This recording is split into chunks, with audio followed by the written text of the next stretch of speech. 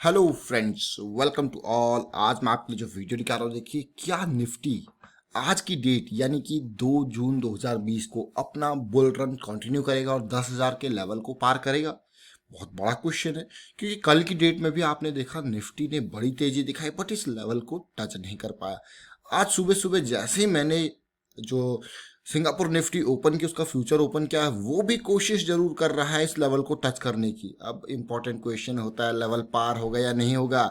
चलिए बात करते हैं इसके बारे में डिटेल में, क्योंकि ग्लोबल मार्केट का भी मदद मिल रहा है आज की डेट में। कल तो डोमेस्टिक मार्केट ने उछाल दिया था। और आगे बढ़ने से पहले मैं आपको बता दूं, अगर आपने अब तक चैनल को सब्सक्राइब नहीं किया तो जल्दी से सब्सक्राइब कर ले, बेल आइकन को प्रेस कर ले, जिससे आपको नोटिफिकेशन आती रहेगी। क्योंकि अगर आप सब्सक्राइब और बेल आइकन को प्रेस नहीं करते तो आप बहुत सारी चीज़ें मिस कर देते हो। इसलिए जल्दी से इन चीज़ों को सब्सक्राइब कीजिए, बेल आइकन को प्रेस कीजिए और ज्वाइन बटन पर क्लिक कीजिए, क्योंकि यहाँ पे आपको अपनी सोच बनाने के लिए सारी ट्रेनिंग दी जा रही है। यानी कि आपको किसी के ऊपर डिपेंड नहीं होना पड़ेगा कि कब एंट्री लें कब स्टॉप लॉस लें।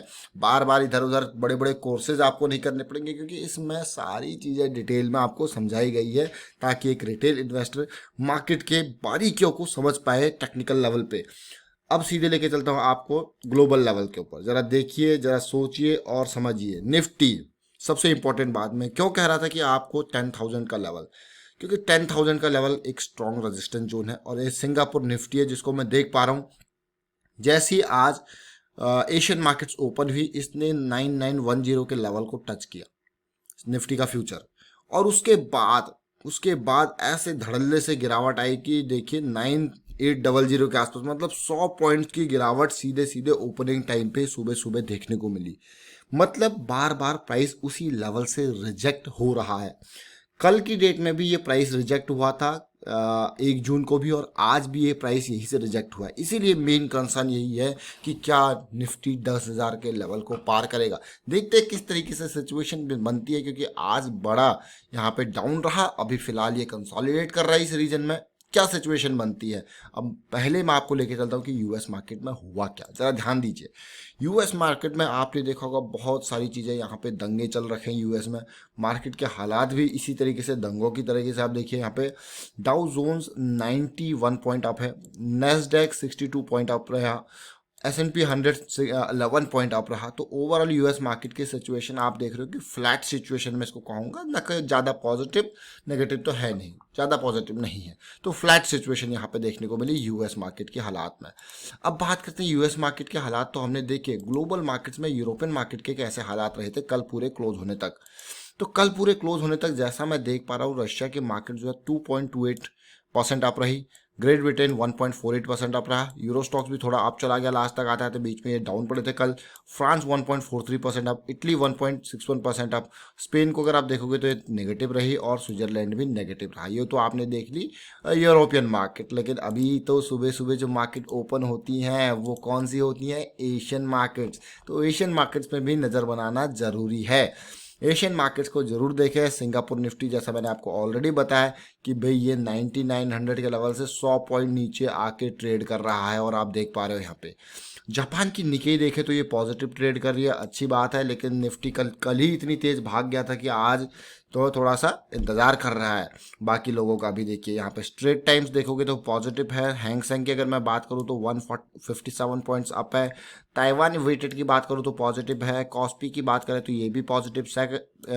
सेटिम कंपोजिट की बात करें पॉजिटिव। जकार्ता कंपोजिट ये भी पॉजिटिव। तो ओवरऑल अगर आप देखोगे तो निफ्टी को छोड़ के सारी मार्केट्स जो है पॉजिटिव में आपको देखने को मिल रही है। अच्छी बात है भाई, सारी मार्केट्स पॉजिटिव में, शंघाई कंपोजिट भी पॉजिटिव में आपको देखने को मिल रहा है। ओनली निफ्टी जो है वो नेगेटिव में दिख रही है। लेकिन नेगेटिव में दिखने के साथ साथ मैं फिर से आपको इस एरिया को जूम करा के दिखाना चाहूँगा, क्योंकि ये area is the most important area for today. आप ज़रा ध्यान से देखें इन नंबर्स को जो मैंने आपको दिखाया आज की डेट में।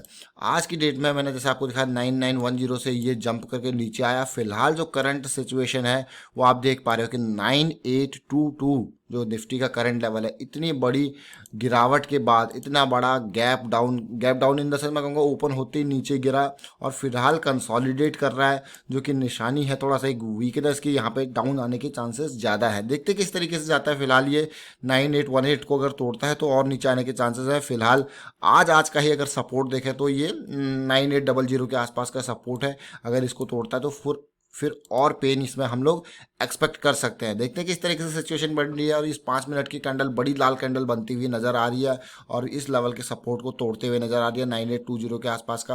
अब जब इंडियन मार्केट ओपन होती है तो रिएक्शन थोड़ा सा अलग हो जाता है, क्योंकि यहाँ पे ज़्यादा पार्टिसिपेंट मार्केट में आ जाते हैं।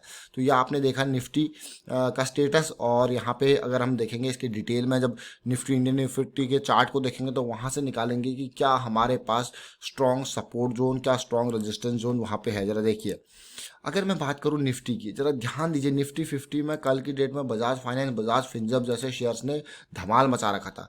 मेन जो कल निफ्टी का मूवमेंट था वहाँ पे बड़े शेयर्स, 5 शेयर्स अगर मैं देखूं तो इनका बहुत बड़ा कंट्रीब्यूशन था। एचडीएफसी के दोनों बड़े प्लेयर्स, बैंक और एचडीएफसी खुद, इनका कंट्रीब्यूशन ऑलमोस्ट 70 पॉइंट का कंट्रीब्यूशन इन दोनों का था, 70 पॉइंट्स का। और उसके अलावा TCS, Bajaj finance, ICICI bank और बाकी शेयर्स का भी मिला जुला असर था। मैं अक्सर ये देख पा रहा हूँ कि जब निफ्टी इस तरीके से तेजी से भाग रही है, जब अलग जो दूसरे स्टॉक्स हैं वो तेजी से भागते हैं, तो फार्मा जो सेक्टर है वो हल्का सा डाउन रहता है। और जब ये स्टॉक डाउन रहता है तो फार्मा आपका अप जाता है, ये आपने देखा होगा जनरली। बट फिलहाल अभी मैं देख पा रहा हूँ निफ्टी को देखेंगे। अब देखिए, निफ्टी को समझने की जरा कोशिश कीजिए। निफ्टी में पॉजिटिविटी आपको जरूर देखने को मिल रही है और निफ्टी ने कोशिश करी इस रेजिस्टेंस लेवल को पार करने की, बट अभी भी जो कैंडल बनी हुई है वो थोड़ा सा पेन वाली कैंडल बनी हुई है। ऐसा लग रहा है कि ये जो लेवल है, ये 10,000 का लेवल है, ये काफ़ी खतरनाक, काफ़ी रिस्की लेवल है। वीक की स्टार्टिंग इस तरीके से हुई है कि आपको दिख रहा होगा, कोई कह रहा होगा शूटिंग स्टार पैटर्न बन गया, कोई कुछ कह रहा होगा, लेकिन ये 20 EMA वीकली का रेजिस्टेंस जो है इसके लिए लक्ष्मण रेखा बना हुआ है। फिलहाल ये ब्रेकआउट के नियर, ये क्योंकि ये ब्रेकआउट है भाई, ये ब्रेकआउट के नियर अगर 1-2 दिन कंसोलिडेट कर ले तो ज़्यादा बेटर रहेगा तेजी के लिए। अब आप कहोगे कैसे? देखिए, जब भी तेजी आती है ना, तेजी एकदम अगर ऊपर जाए तो वो सस्टेन नहीं कर सकती, इसलिए उसको हल्का सा, मुझे लगता है कि कंसोलिडेशन चाहिए होता है। और वो कंसोलिडेशन या हल्का सा थोड़ा सा पुल बैक काइंड ऑफ चीज़ें, जैसे यहाँ से यहाँ तक तेजी गई, यहाँ पे हमारे पास करेक्शन आए, फिर से तेजी कंटिन्यू रह सकती है अगर हल्का सा यहाँ पे 1-2 दिन जो हॉल्ट रहे। हॉल्ट में क्या होता है कि आपके हैंड्स एक्सचेंज हो जाते हैं, लोग जो है, जो नए बायर्स आ जाते हैं, नए बायर्स आते हैं तो नई एनर्जी आती है, नई एनर्जी आती है तो फिर जस्ट निफ्टी हो या स्टॉक, उसमें तेजी देखने को मिलती है। फिलहाल अगर डेली टाइम फ्रेम पे देखूं तो देखिए, ये लेवल जो आपने देखा, ये वाला पॉइंट देखा, ये बड़ा ही खतरनाक पेन का पॉइंट था। इस टाइम पे अच्छी बात यह है कि निफ्टी में डेली का 20 EMA 50 की EMA को क्रॉस करने की कोशिश कर रहा है और प्राइस ऑलरेडी दोनों से अप है। और ये जो कैंडल आपने देखी है, गैप अप क्रिएट हुआ और आज की डेट में ये कल जो क्लोजिंग हुई 9826 के आसपास थी और हाई जो था वो आप देख सकते हो कि 993040 के आसपास का हाई था। बट अभी भी ये पॉइंट इंपॉर्टेंट है इस लेवल को पार करना। ये धीरे धीरे ये अलग अलग लेवल्स हैं जो पार करने काफ़ी इंपॉर्टेंट है। ऑल्दो हाँ, सपोर्ट थोड़ा ऊपर खिसकता हुआ नज़र आ रहा है, जो कि अच्छी बात है, पॉजिटिव बात है, लेकिन निफ्टी को इससे ऊपर ही सस्टेन करना पड़ेगा।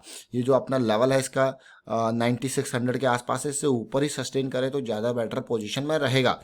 अब कल की अगर मैं बात करूँ, कल आवरली की बात करते हो या लास्ट 5 मिनट के हिसाब से देख रहे थे कि कल जो सिचुएशन बन रही थी निफ्टी में, कल की सिचुएशन कुछ इस तरीके से थी निफ्टी में। जरा देखिए, लास्ट के टाइम पे आपने जो वो बड़ी सी अपर शेडो देख रहे होगे ना, तो ये यहाँ पे सिचुएशन लोअर हाई बनाया था और अब लोअर लो बनाने की कगार पे ये 5 मिनट की कैंडल अभी हमारे पास है।